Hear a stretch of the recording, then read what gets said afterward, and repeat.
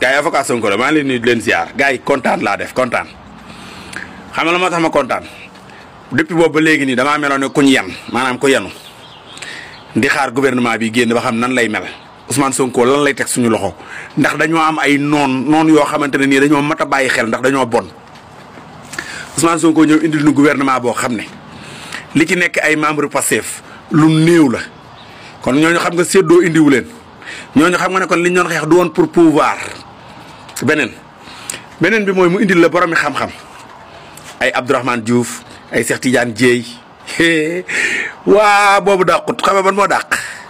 wàllum yoon yi ñi nga xam ne ñoo yor wàllum yoon forces armées justice ak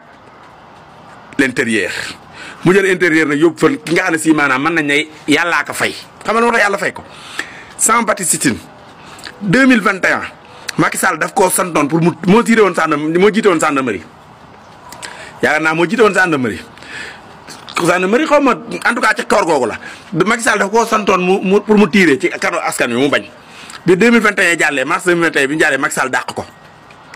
ko tey jii nii def nañ ko ministre de l'intérieur maanaam nit la boo xamante ne nii moom tamit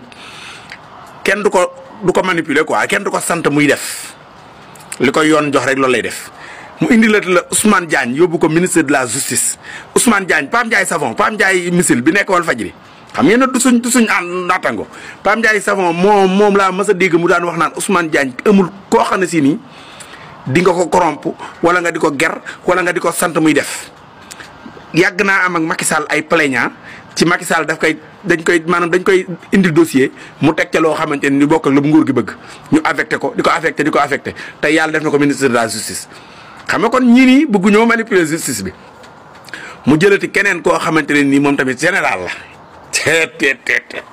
jox ko forces armées maanaam mbir mu nekk da nga koy jox ña ko man loolu la Sonko def Moustapha Guirassy mu jox ko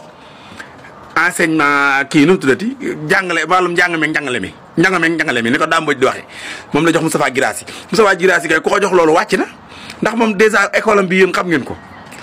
école bu ngand la yor nu mu tuddati Abdourahmane Diouf la jox jàng mu kawe mais kawe ay borom bopp ba c'est la première fois nag ministre des sports bu jigéen Sénégal am ko ministre des sports bu jigéen Ousmane Sonko moo njëkk a cëral jigéen ñi jox leen ministre des sports ci Sénégal musta am xanaa kii jox na cër jigéen bi dàq nag ba dàq mooy Ousmane Sonko ne ñi nga xam ne si dañoo am ay poste maire wala yeneen nomination feneen 1 mois la leen may pour ñu démissionner foofa noona xanaa kon kii jëlale na boppam kon yéen boja yi nga xam ne fan yii yëpp yéen a doon wax kimil képp koo xam ne si nii man maa ngi doon ko comprendre lan moo tax affaire yi yàgg consultation yi day yàgg ndax dañuy wax ak yow ba nga mën a démissionner sa maire yi ñu doog laa jël ay biram sun lay yéeg ñëpp dañuy démissionner seen maire yi Ousmane nee na dañuy démissionner benn poste la ñu yor mooy ministère bi ñu yor xanaa ñi ñoo bëgg a liggéey beneen bi nag mooy li waa Pastef ñu néew lañ ci jël ay El Malick jëluñu ko ay Ngagne Demba Touré Citizen li kii nu mu tuddati Abbas Fall Khadija Mahécor Ousmane liggéey la woote de barke Serigne Touba Ousmane liggéey la woote no waa APR xam naa si Ousmane nag fi mu toll nii ña ngi ci seen live yi di duul rek maa su Baye Fall geek ngóolaa di fa ak ñoom seen ñooñu xam naa ña ngi ci live yi di duul rek di teg waaye bu leen fexe ba Sénégal du avancé bu leen Sénégal avancé waaye Sénégal day avancé par force incha allah.